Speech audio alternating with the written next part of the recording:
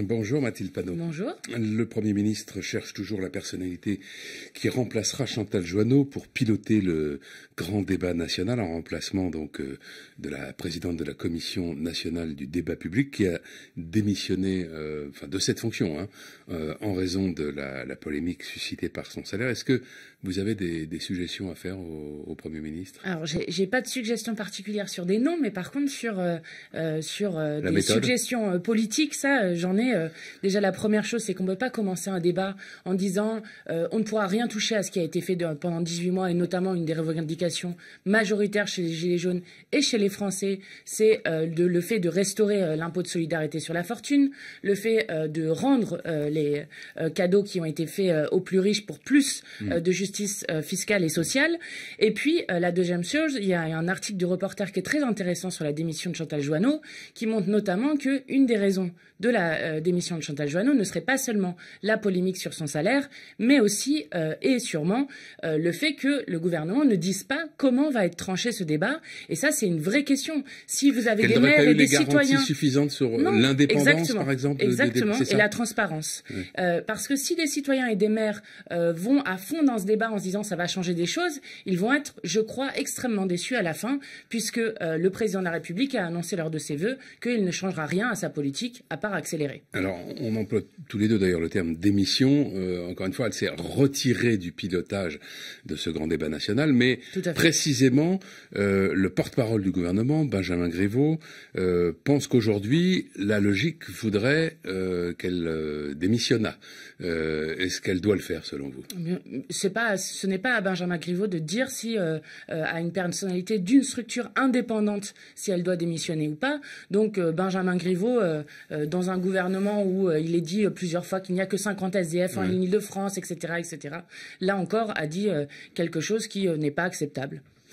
Aurore Bergé, qui est porte-parole du groupe La République En Marche à l'Assemblée nationale, a signalé à la justice les propos de deux personnalités de la France insoumise qui, selon elle, constituent une sorte de légitimation de la violence, voire un appel à la violence. Alors, elle fait notamment référence à ce qu'a dit Juan Branco, qui a été candidat aux législatives sur les listes de la France insoumise. Je vais citer, soit Macron réagit très vite et tire les leçons de son illégitimité manifeste, soit la situation va se dégrader violemment. L'évacuation de l'imposteur, je pèse mes mots, imposteur, Griveaux de son ministère, n'est qu'un premier pas. Attention à ce qui vient. Est-ce qu'en effet, dans ce propos, il n'y a pas quelque chose qui ressemble à une menace? Non, enfin... Juan Branco n'est pas un porte-parole officiel de la France insoumise. Il a sa liberté de parole, il a sa liberté de ton.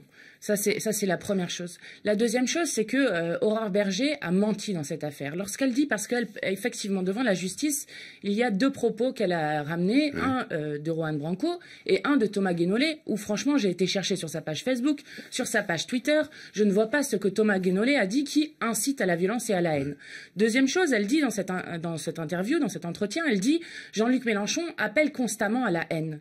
Mais elle ment lorsqu'elle dit ça. Et j'aurais aimé entendre Aurore Bergé se faire moins de pub sur le dos des insoumis et condamner les propos qu'a dit Luc Ferry. J'aurais aimé l'entendre condamner les propos... qui a appelé les forces de l'ordre à faire usage de leurs armes. Exactement. Et j'aurais aimé l'avoir condamné aussi les propos, notamment de Griveaux et de d'autres, qui mettent constamment de l'huile sur le feu. Lorsque vous entendez Emmanuel Macron parler de foule haineuse, je ne vois pas comment ça règle pacifiquement et par le haut une sortie politique au mouvement des Gilets jaunes. Mais sur le tweet que je viens de citer, vous considérez quand même qu'il y a quelque chose là qui va peut-être un peu trop loin? Moi, je l'aurais pas dit comme ça. Je n'aurais pas dit ça.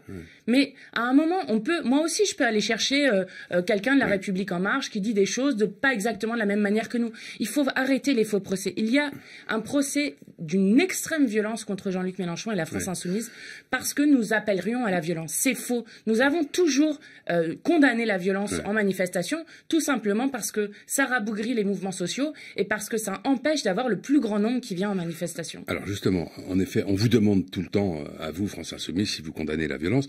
Donc moi, je ne vais pas le faire ce matin, mais je vais quand même vous demander si vous réprouvez, ce qui n'est pas tout à fait la même chose que condamner, si vous réprouvez les opérations d'intimidation ou les courriers haineux qui visent des parlementaires en particulier de la majorité ou parfois même des membres du gouvernement.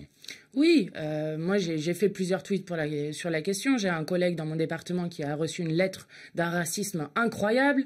Je suis Jean-François Mbaye. Oui, ouais. Exactement. Ouais. Je suis contre la dégradation des permanences, etc. Alors il y a une différence entre les menaces de mort, sur laquelle là c'est inadmissible, tout ce qui est menace de mort est avec une douille, par exemple. Après il faut pas tout confondre quand il y a des choses un peu matérielles. Bon, c'est pas la même chose que de s'en prendre aux personnes. Nous on fait de la politique en combattant les idées. Mais pas les personnes. Mais par contre, il faut que le gouvernement et la République en marche entendent les revendications démocratiques. Parce que ce qui est dit en ce moment, c'est que l'Assemblée nationale ne représente plus le peuple français. Et c'est pourquoi, lorsque une majorité de Français soutient un mouvement en disant nous voulons être des acteurs politiques et nous en avons marre de voter tous les 5 ans, après c'est le blanc-seing au président et nous ne pouvons rien faire, nous voulons un référendum révocatoire, un référendum d'initiative citoyenne, etc. etc. Il faut entendre cette revendication et il ne faut pas continuer à laisser pourrir la situation comme le fait le gouvernement actuellement. On est à la veille de la 9e journée de mobilisation de ce mouvement, donc des Gilets jaunes. Jean-Luc Mélenchon souhaite que ce soit un grand succès. Qu'est-ce que c'est un grand succès? C'est le nombre d'abord?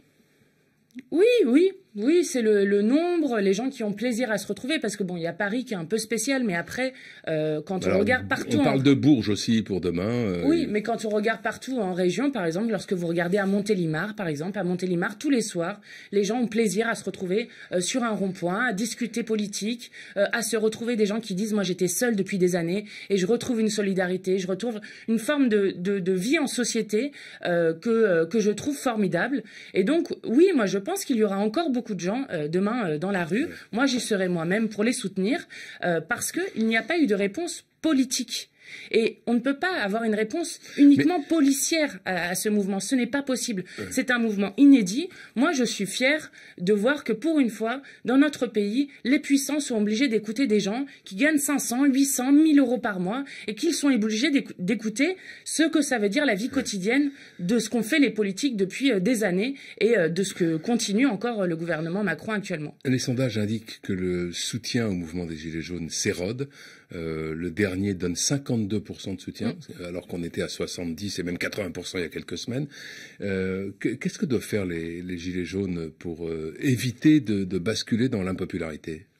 Alors, la première chose, je pense, qui est importante à dire, c'est on a tout essayé sur le mouvement des Gilets jaunes. On a essayé de les décrédibiliser en disant que c'était des casseurs, des fachos, des homophobes, des anti-migrants, qu'ils mettaient des gens au chômage, qu'ils étaient pro-Le Pen, etc., etc. Rien de tout cela n'a fonctionné. Moi, je pense que la chose à continuer, c'est à continuer à avoir de plus en plus de monde dans la rue. Parce que plus le nombre est grand, plus une manifestation est inclusive, pacifique, et donc on ne pourra pas en tirer des petits extraits pour décrédibiliser un mouvement. Mais moi, je pense que ce mouvement va continuer de différentes formes d'ailleurs, et je m'en réjouis. Très rapidement, plus d'1 million d'euros sur la cagnotte pour les forces de l'ordre. Est-ce que c'est la preuve, selon vous, que les forces de l'ordre, précisément, sont quand même globalement appréciées par les Français? Oui, je pense qu'il y a un problème très fort relation police-habitant.